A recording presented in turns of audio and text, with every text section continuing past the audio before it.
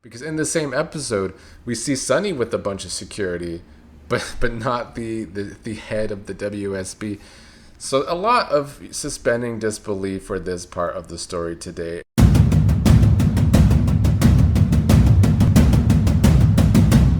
Happy Saturday, General Hospital viewers. Here to talk about yesterday's Friday episode of the show, which was definitely a slowdown from the 5 episodes before it, which were very action-packed and very dramatic. A lot of good stuff going on.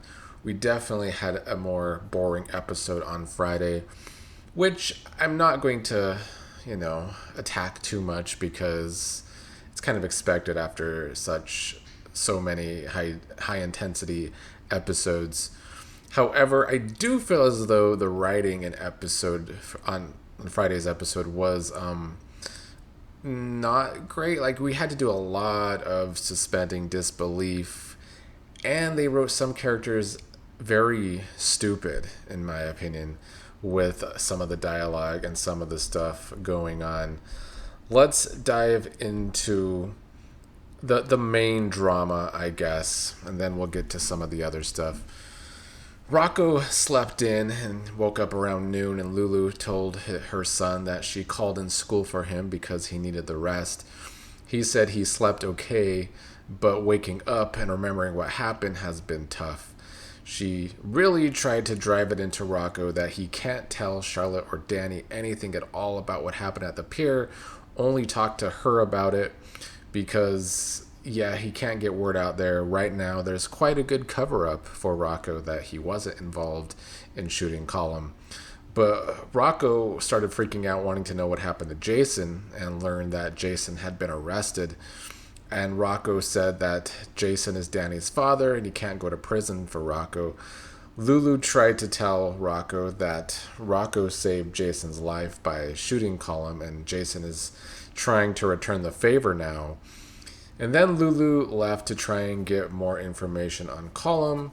Charlotte came home and ended up telling Rocco about what happened with Danny the night before. She also saw that Rocco's hand was hurt, and he had the excuse again that there was an accident in the kitchen. But they definitely used Charlotte to try and make Rocco feel really bad that Danny's father was taken away by the WSB with no trial, and it was really Rocco that shot Cullum. I also kind of like the nod from General Hospital that this government agency just took someone without a trial. I mean, how true to life is that? But as for these scenes with Rocco, I think the actor that plays Rocco is doing a really good job and has been this entire week with the whole aftermath of having to deal with shooting someone. At least that someone isn't dead quite yet, which brings me to some of my problems with this episode. It really comes with the Joss and Britt scenes. I've already harped on the fact that I don't feel like Joss makes a good WSB agent and that it has not been very believable. But now we also have Joss trying to push Britt to kill Cullum because she's a doctor in the General Hospital and she can sneak into his room, put something in his IV, and he's a gunner. Britt didn't want to do that at first, but she did admit that if Cullum recovers, he will take it out on Jason through her. Joss had the line that Britt has to get Cullum before he gets you. But Joss, as a WSB agent, you would think about the fact that if Cullum dies, this high-ranking WSB official, wouldn't that be worse for Jason that was just taken into WSB custody for shooting Cullum? But if Cullum dies, don't you think the charges would be a whole lot worse? Like, it's already bad, but it's going to be worse for Jason. So that was already sounding dumb to me with this whole conversation between Britt and Joss.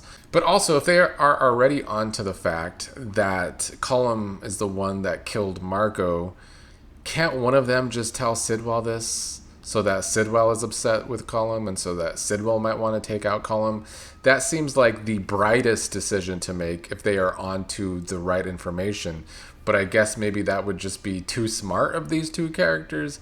I don't know. Then Britt is able to go into Cullum's room and is getting ready to put something in his IV.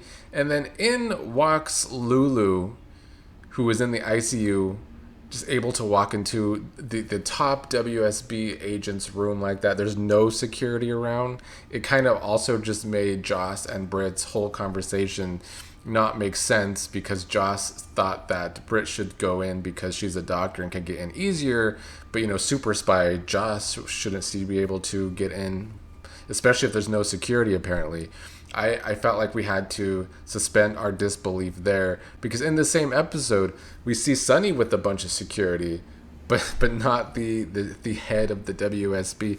So a lot of suspending disbelief for this part of the story today, and the characters not looking so bright, unfortunately.